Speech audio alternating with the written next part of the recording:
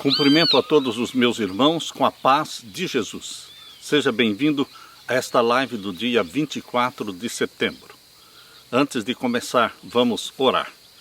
Pai querido que estás nos céus, aqui estamos na Tua presença, te adorando como o único Deus verdadeiro, aquele que é soberano no céu e na terra, e soberano também na nossa vida. Nos submetemos a Ti, Pai, Filho, Espírito Santo. Derrama sobre nós o Teu Santo Espírito, Pai amado, em nome de Jesus, elucidando a nossa mente, abrindo a nossa mente para compreendermos o tema sobre o cristão, a política e o voto. Como exercer o direito e o privilégio do voto com responsabilidade e com uma mente cristã. Pai eterno, derrama sobre os meus irmãos e sobre mim o Espírito Santo neste momento, em nome de Jesus. Amém. Um feliz sábado para todos vocês. Queridos, aqui estamos para falar um pouco sobre o cristão, a política e o voto. Quando nós trabalhamos ali na cidade de Manaus, nós iniciamos o nosso ministério em Manaus em 1984 e trabalhamos ali até 1991. E queridos, Deus nos orientou para escrever este livrinho, O Cristão, a Política e o Voto. Foi numa ocasião em que as eleições caíram num sábado, vocês devem se lembrar disso. Então, queridos, nós queremos hoje falar um pouquinho também sobre o cristão, a política e o voto. Nós queremos falar também sobre as orientações de Deus para você, como líderes espirituais, como pastores. Nós não podemos fugir da nossa responsabilidade de orientar o nosso povo, os filhos de Deus. Orientar aqueles que buscam a orientação divina. Orientar aqueles que não querem agir de forma errada, tomar decisões erradas. Portanto, queridos, sem falar de partidarismo, sem falar da esquerda ou da direita, sem citar nomes, mas Deus tem orientações, sim, na sua palavra para você. Deus tem na sua palavra as diretrizes para você como cristão agir, tomar decisões. Eu convido você para que abra a sua Bíblia em Mateus capítulo 22. Mateus capítulo 22, vamos ler a partir do verso 15. Mateus capítulo 22, a partir do verso 15. Aqui nós lemos: Então, retirando-se os fariseus, consultaram entre si como o surpreenderiam em alguma palavra. Eles queriam pegar Jesus Cristo em alguma palavra, em alguma atitude, em alguma resposta, para poderem condenar Jesus Cristo. E o verso 16, enviaram-lhe os seus discípulos com os herodianos, dizendo: Mestre, bem sabemos que és verdadeiro e ensinas o caminho de Deus segundo a verdade, e de ninguém se te dá porque não olhas a aparência dos homens. Dize-nos, pois que te parece? É lícito pagar o tributo a César ou não? Eles queriam saber se deveriam pagar impostos ou não. Queridos, vejam a resposta que Jesus deu no verso 18. Jesus, porém, conhecendo a sua malícia, disse: Por que me experimentais, hipócritas? Mostrai-me a moeda do tributo. E eles lhe apresentaram um dinheiro, ou seja, uma moeda. E ele diz-lhes: De quem é esta efígie e esta inscrição? Dizem-lhe eles: De César. Então ele lhes diz: Dai, pois, a César o que é de César, e a Deus o que é de Deus. E eles, ouvindo isto, maravilharam-se e, deixando-o, se retiraram. Queridos, dai a Deus o que é de Deus, e dai a César o que é de César. César é o governo, César são as autoridades governamentais. Nós, como cidadãos, nós deveremos honrar e deveremos também pagar nossos impostos, deveremos ser cidadãos honestos, leais, não só a Deus, mas também ao governo. E queridos, nós lemos ainda em Mateus capítulo 17, abra sua Bíblia. Em Mateus capítulo 17, vamos ler os versos 24 a 27. E chegando eles a Cafarnaum, aproximaram-se de Pedro os que cobravam as de dracmas, ou seja, os que cobravam os impostos. E disseram, o vosso mestre não paga as de dracmas, ou seja, Jesus não paga impostos? E o verso 25, disse ele, sim, e entrando em casa, Jesus se lhe antecipou, dizendo, que te parece, Simão? De quem cobram os reis da terra os tributos ou o censo? Dos seus filhos ou dos alheios? Verso 26, disse-lhe Pedro, dos alheios. Disse-lhe Jesus, logo estão livres os filhos. Mas, para que os não escandalizemos, vai ao mar, lança o anzol, tira o primeiro peixe que subir, e abrindo-lhe a boca, encontrarás um estáter, ou seja, uma moeda. Toma-o e dá-o por mim e por ti. Queridos, Jesus Cristo não veio a esta terra para falar de política. Não veio a esta terra com a missão de atacar os governantes. Jesus Cristo veio a esta terra com a missão de pregar o Evangelho, a salvação, a confissão dos pecados, pregar o arrependimento, chamar o povo para Deus.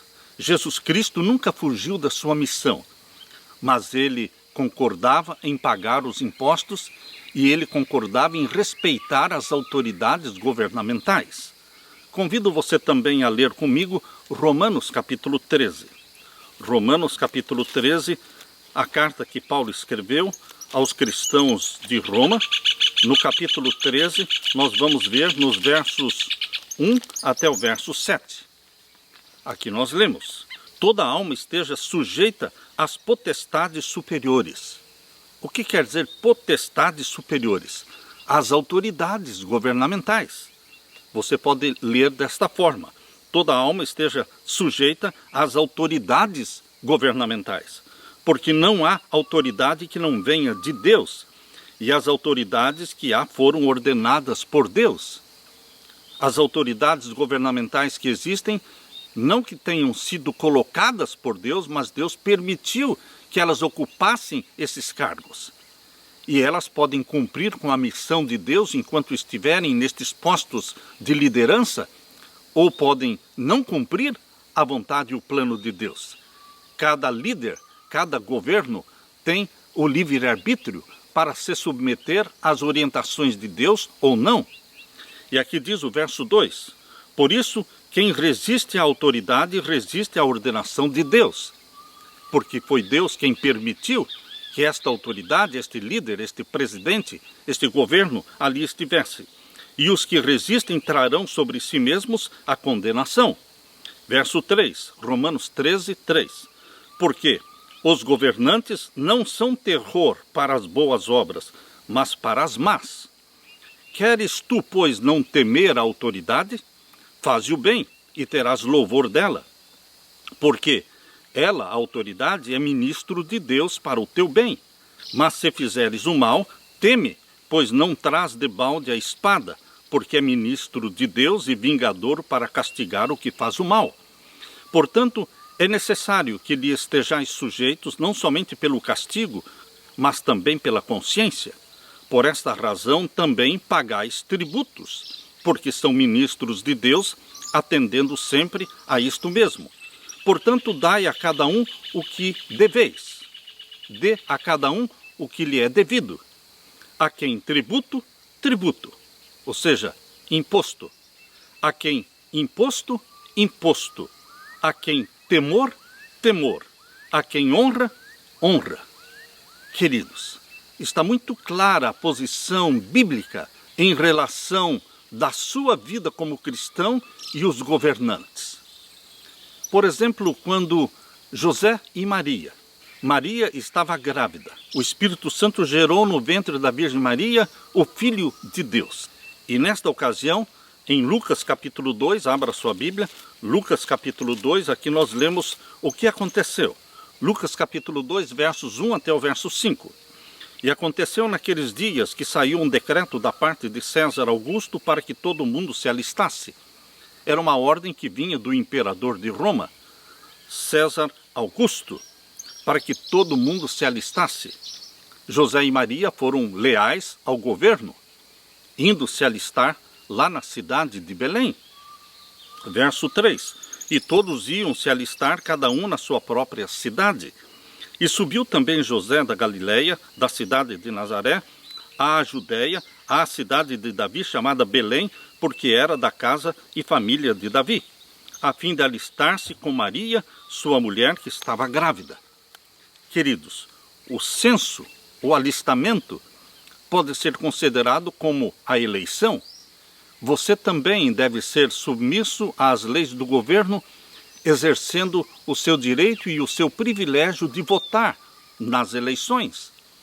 Nós estamos nos aproximando de uma eleição para presidentes, para governadores, para deputados e para senadores.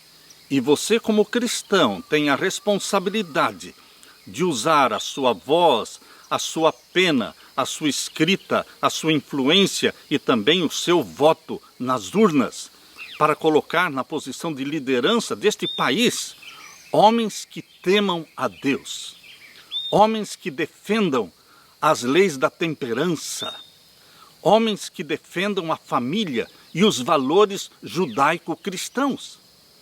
Como você, como cristão, colocaria seu voto a favor de alguém que não crê em Deus, que vai exaltar a intemperança e o comércio de álcool, de fumo, de drogas? Queridos, nosso voto deve estar de acordo com a nossa consciência bíblica, de acordo com a nossa consciência cristã. Os fundamentos da sua vida, do seu caráter, os fundamentos estão na Bíblia. E pesa sobre nós, como cristãos, exercermos o direito do voto nas urnas para exaltarmos os valores judaico-cristãos, para a exaltação da Bíblia. Porque bem-aventurado é a nação cujo Deus é o Senhor. Bem-aventurada é a nação cujo Deus é o Senhor. Portanto, queridos, qual deve ser a nossa atitude, o nosso relacionamento em relação às autoridades civis? Eu quero ler para vocês alguns pensamentos do Espírito de Profecia. Nós lemos aqui no livro Testemunhos Seletos, volume 3, na página 45. Não é procedimento sábio o criticar continuamente os atos dos governantes. Não estamos aqui para criticar governantes. A nós não nos compete atacar indivíduos nem instituições. Devemos exercer grande cuidado para não sermos tomados por oponentes das autoridades civis. Nossa preocupação consiste em preparar um povo para estar em pé no grande dia de Deus. Esta é a nossa missão. Preparar um povo para estar em pé no grande dia de Deus, que será a segunda vinda de Jesus. Portanto, queridos, nossa atitude em relação à política, nossa atitude em relação ao voto, tem que estar dentro da nossa missão de preparar um povo para estar em pé na segunda vinda de Jesus. Preparar um povo para a volta de Jesus. Não devemos desviar-nos para procedimentos que provoquem polêmica ou suscitem oposição nos que não são da nossa fé cristã. Testemunhos Seletos, volume 3 e a página 45. E ainda, na mesma página 45, nós lemos: não é exigido de nós que desafiemos as autoridades. A missão de Deus para você nesta terra, meu irmão, minha irmã, não é desafiar as autoridades. Tempo virá, diz a serva de Deus, página 45, Testemunhos Seletos, volume 3. Tempo virá em que, por defendermos a verdade bíblica, seremos considerados traidores. E esse tempo está chegando rapidamente. Porque nós vamos defender o quê? A Bíblia. Nós vamos defender o quê? A lei de Deus, a santa lei de Deus, os 10 mandamentos, a guarda do sábado e não a guarda do domingo. então virá o tempo em que você terá que usar a sua voz e se levantar em defesa dos mandamentos de Deus. Tempo virá em que, por defendermos a verdade bíblica, seremos considerados traidores. Mas não apressemos esse momento por meio de procedimento imprudente que excite animosidade e luta. Queridos, o cristão genuinamente convertido manifestará o Espírito de Cristo, respeitando as autoridades, pagando seus impostos. No livro Educação, na página 174, nós lemos assim, a orientação de Deus. O poder exercido por todo governante sobre a terra é-lhe comunicado pelo céu. E em Testemunhos Seletos, volume 3, página 49, Deus orienta. Vi que o nosso dever, em cada caso, é obedecer às leis da nossa pátria, a menos que, percebam, vou ler de novo, vi que o nosso dever, em cada caso, é obedecer às leis da nossa pátria, a menos que se oponham às que Deus proferiu com voz audível do Monte Sinai, e depois, com o próprio dedo, gravou em pedra. Portanto, queridos, nosso dever é não nos opormos às leis do governo, a menos que se oponham à lei de Deus. Ou seja, se o governo impõe uma lei que vai contra a lei de Deus, os 10 mandamentos, nós vamos ficar ao lado da lei de Deus, sempre.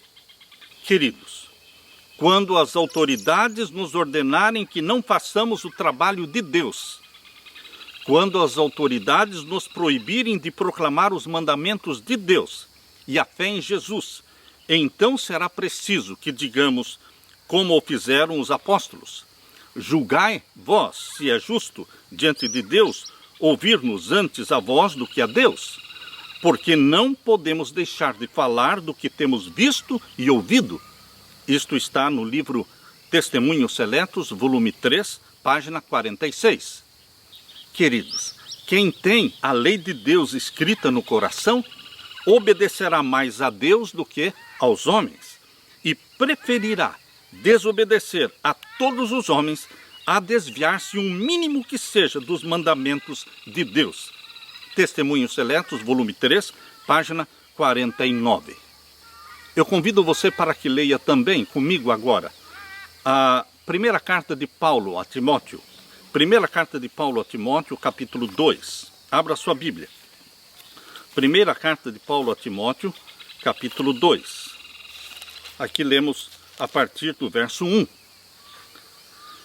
Admoesto-te, pois, antes de tudo, que se façam orações, intercessões e ações de graças por todos os homens, pelos reis e por todos os que estão em eminência, para que tenhamos uma vida quieta e sossegada, em toda piedade e honestidade. Deveremos orar pelo nosso presidente. Deveremos orar pelas autoridades, pelos governadores, pelos deputados, pelos senadores. Nós deveremos orar e interceder por eles, para que se deixem guiar pelo Espírito Santo, para que creiam em Deus, para que estudem a Bíblia. Queridos, nós deveremos orar por eles, pelo rei e por todos os que estão em eminência, para que tenhamos uma vida quieta e sossegada em toda piedade e honestidade. Por quê? Diz aqui o verso 3. Porque isto é bom e agradável diante de Deus, nosso Salvador. É agradável diante de Deus que você ore pelas autoridades, interceda por elas. Agora, queridos, logo mais no dia 2 de outubro, as eleições estarão escolhendo o presidente e também governadores e também deputados e senadores. Como votar? Qual é a orientação que Deus nos deixou através do Espírito de profecia? Em 1865, a terceira sessão da Associação Geral da Igreja Adventista considerou detidamente a questão do exercício do voto e tomou-se a seguinte resolução: resolvido que, a nosso ver, o ato de votar, quando exercido a favor da justiça, do direito e do bem-estar do homem, é em si inocente e em certas ocasiões pode ser altamente conveniente. Mas o voto que redunda no fortalecimento de crimes, como a intemperança, a insurreição e a escravatura, reputamos altamente criminoso à vista dos céus. Você está percebendo a resolução da Associação Geral? Isto foi lá no ano 1865. Nós deveremos votar de forma a não fortalecer o crime. Você não pode exercer o seu direito de voto para colocar ali, na posição de liderança, pessoas que vão defender o crime, que vão defender a intemperança, o uso do álcool e a comercialização do álcool, do tabaco, do cigarro e das drogas. Por isso, queridos, o voto que redunda no fortalecimento de crimes como a intemperança, a insurreição, a escravatura, reputamos altamente criminoso à vista dos céus. Mas pedimos que não se tenha nenhuma participação no espírito de lutas partidárias. Você não deve empenhar-se em lutas partidárias. Você não é deste partido e não é daquele partido. Você é de Deus. E você não escolhe partidos, você escolhe pessoas. Homens, mulheres, que amem a Deus, que valorizem a Bíblia e que vão defender as leis da temperança e vão condenar o uso e a propagação do álcool e das drogas. Veja agora os princípios reguladores do voto. Numa época em que Ellen White viajava intensamente por todo o país dos Estados Unidos, em campanha a favor da temperança, ela escreveu o seguinte: em nosso privilegiado país, cada eleitor tem sua parte em determinar que leis devem controlar a nação. Não devia esta influência e o voto serem lançados ao lado da temperança e da virtude? Pergunta ela.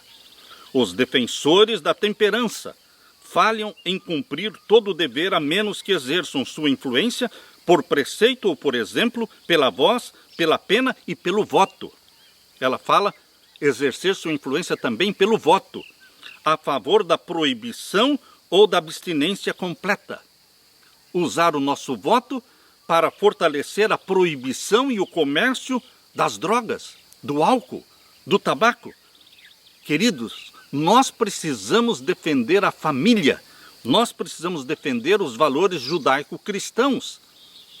Isto que nós lemos está no livro Obreiros Evangélicos, página 387 e 388. Usar a voz, a pena e o voto a favor da proibição ou da abstinência completa. O cristão deve usar o seu voto para dar apoio àqueles que se destacam como defensores das leis da saúde e combate ao álcool, exaltação da família e também da palavra de Deus, a Santa Bíblia. Ainda fortalecendo este princípio, transcrevemos uma citação feita em 1880, ali na revista Signs of Times, no dia 8 de julho de 1880. A orientação de Deus foi esta: homens intemperantes não devem, por voto do povo, serem colocados em posições de confiança. Homens intemperantes não devem, por voto do povo, serem colocados em posições de confiança. Sinais dos Tempos, 8 de julho de 1880. Queridos, nós lemos no livro Obreiros Evangélicos, na página 391, a orientação de Deus, que diz: não podemos com segurança votar por partidos políticos, pois não sabemos em quem votamos. Devemos votar no homem, ou seja, no homem ou na mulher, por suas qualidades morais e eficiência no exercício do cargo e não pelo partido a que pertencem. Referindo-se aos candidatos intemperantes, Ellen White escreveu: o povo de Deus não deve votar para colocar tais homens em cargos oficiais. pois assim fazendo são participantes nos pecados que eles cometem enquanto investidos desses cargos. Se você coloca na presidência, ou como governador, ou numa posição governamental, uma pessoa que não vai defender as leis da saúde e da temperança, você também será responsabilizado diante de Deus por todos os atos e decisões desse governante enquanto ele estiver sentado na cadeira de liderança. Queridos, vou ler de novo. O povo de Deus não deve votar para colocar tais homens em cargos oficiais, pois assim fazendo são participantes nos pecados que eles cometem enquanto investidos desses cargos. Obreiros Evangélicos, página 392. Queridos, tendo estas orientações em mente, sabendo que Deus está usando você para preparar um povo para a segunda vinda de Jesus, não perdendo de vista a nossa missão na terra. Não é criticar, não é condenar o governo, não é assumirmos partidos, mas é cumprirmos com a missão que Deus nos deu de preparar um povo para a segunda vinda de Jesus. Por isso, queridos, sem perder o foco, deveremos exercer sim o direito do voto, usando o nosso voto, a nossa influência, para colocar na liderança do país homens e mulheres que amem a Deus, que exaltem a palavra de Deus, a Santa Bíblia, os valores judaico-cristãos, que defendam aqueles princípios que Deus estabeleceu na sua palavra. Eu quero terminar lendo para vocês o que está na primeira carta de Pedro, capítulo 2, versos 11 a 17. Abra sua Bíblia. Na primeira carta de Pedro, capítulo 2, e os versos 11 a 17. Aqui nós lemos: Amados, peço-vos, como a peregrinos e forasteiros, que vos abstenhais das concupiscências carnais que combatem contra a alma, tendo o vosso viver honesto entre os gentios, para que naquilo em que falam mal de vós, como de malfeitores, glorifiquem a Deus no dia da visitação, pelas boas obras que em vós observem. Sujeitai-vos, pois, a toda a ordenação humana, ou seja, autoridades, por amor do Senhor, quer ao rei como superior, quer aos governadores, como por ele enviados para castigo dos malfeitores e para louvor dos que fazem o bem. Porque assim é a vontade de Deus, que fazendo o bem, tapeis a boca à ignorância dos homens loucos. E o verso 17, 1 Pedro capítulo 2 e o verso 17. Honrai a todos, amai a fraternidade, temei a Deus, honrai o Rei. Que Deus o ilumine, que Deus derrame sobre você o Espírito Santo, para que você seja usado por Deus na escolha de homens e mulheres que vão exaltar a palavra de Deus, defender a família e preparar um povo para a segunda vinda de Jesus. Que Deus derrame sobre você o Espírito Santo, meu querido irmão, e que Jesus Cristo dê para você a paz, aquela paz que só Ele tem para dar. Amém.